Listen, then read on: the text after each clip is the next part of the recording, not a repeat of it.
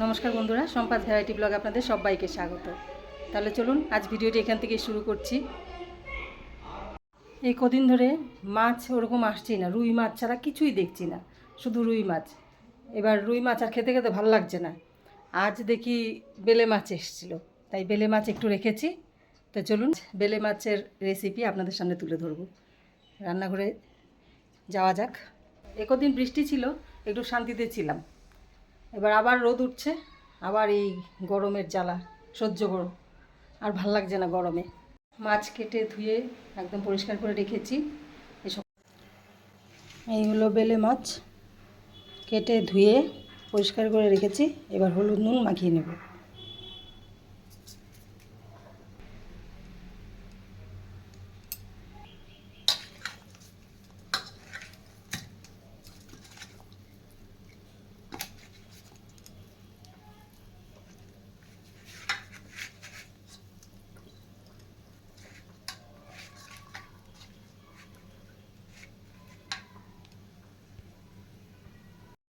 মাছে হলুদ নুন মাখিয়ে নিয়েছি, আর এদিকে আমি আলু পটলের রসা করে নিচ্ছি। এটা নামিয়ে তারপর আমি মাছের ঝালটা করব।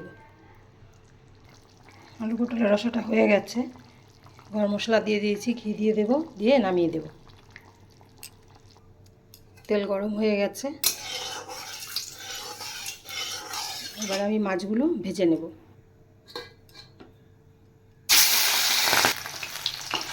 মাছগুলো এত ফুটছে,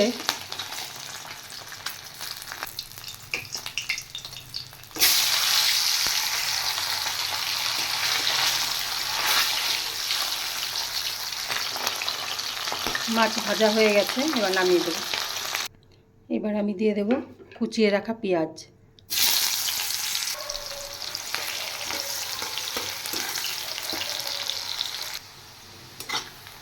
পেঁয়াজটা ফ্রাই হয়ে গেছে, এবার দিয়ে দেব আমি পেস্ট করা পেঁয়াজ।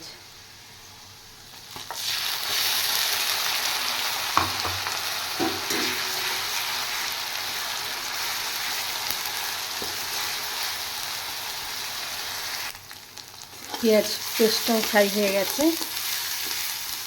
এবার আমি সামান্য জল দেব যাতে মশলাটা পুড়ে না যায়। এবার দেব আমি গুঁড়ো লঙ্কা। প্রথমে দিচ্ছি পরিমাণ মতো নুন, এবার দিলাম হলুদ, এবার দেব শুকনো লঙ্কার গুঁড়ো।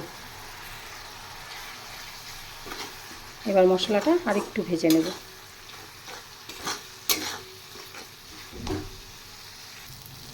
এবার দেব পেস্ট করে রাখা সর্ষে আর কাঁচা লঙ্কা।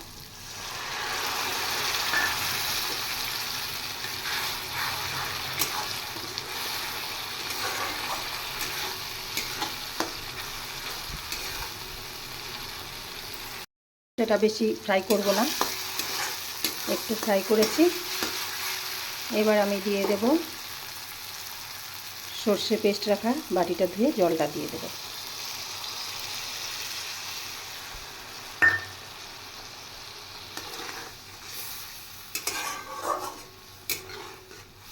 এবার একটু জল দেব।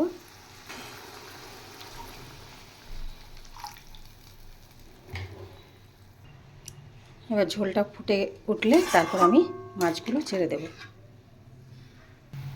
ঝোলটা ফুটে গেছে, এবার আমি মাছগুলো ছেড়ে দেব।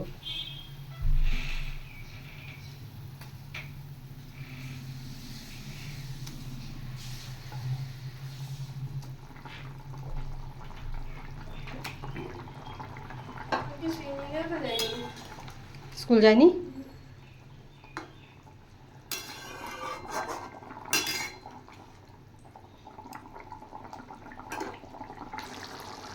বেলে মাছের ঝাল হয়ে গেছে।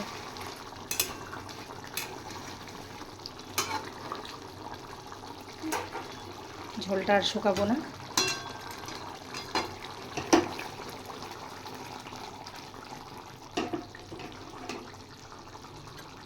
এবার নামিয়ে দেব।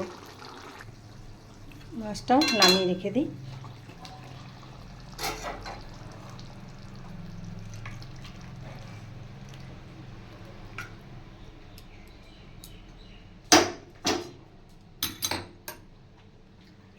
কি মা?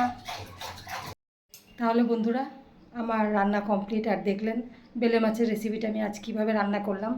আপনারাও ঠিক এইভাবে রান্না করে খেয়ে দেখবেন, খুবই ভালো লাগবে। তাহলে আমি এদেরকে খেতে দিয়ে দিই, স্কুল থেকে চলে এসছে। ভিডিওটা তো আমি শেষ করছি, দেখা হচ্ছে নেক্সট ভিডিওতে। টাটা।